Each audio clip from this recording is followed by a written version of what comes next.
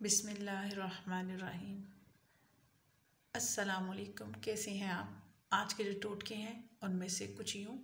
निहार मुँह खीरा खाने से मोटापा ख़त्म हो जाता है। खाना ठंडा करके खाने से जल्द हज़म होता है। कद्दू के छिलके चेहरे पर मसलने से छाइयाँ गायब हो जाती हैं। मछली खाने से नज़र कमज़ोर नहीं होती बल्कि दूर हो जाती है कमज़ोरी इसकी। मसूर की दाल का इस्तेमाल करने से पेट की सारी बीमारियां ख़त्म हो जाती हैं। चावल खाने के बाद पानी हरगिज़ ना पिएं। कच्ची सब्जियां खाने से भी बदन में ताकत आती है। तरबूज और खरबूजा खाने के बाद भी पानी हरगिज़ ना पिएं, पेट में दर्द हो सकता है। नीम के पत्ते कच्चे चबाने से ताकत आती है। क्या आप जानते हैं खरबूजा काटने के बाद फ्रिज में रखने से वो खुश्क हो जाता है, तो उसको ढाँप के रखें।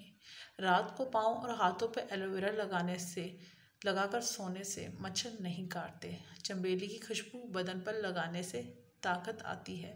निहार मुँह गन्ना जूस लेने से भी बदन में ताकत आती है। सोने से पहले नमक पानी में ज़रूर डाल के पिया करें।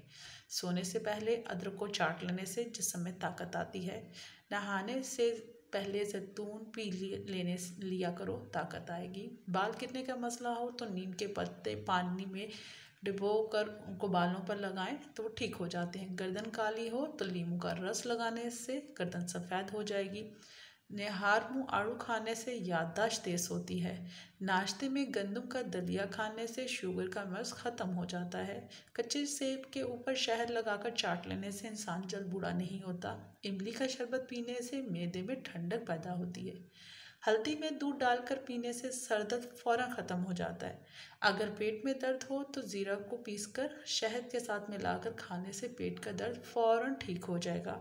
चेहरे पर लाल दाने निकल आए तो कच्चे दूध को रुई में डुबोकर वो दानों पर लगाएं, ठीक हो जाएंगे।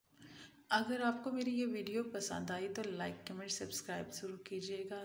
Thanks for watching. अस्सलाम वालेकुम।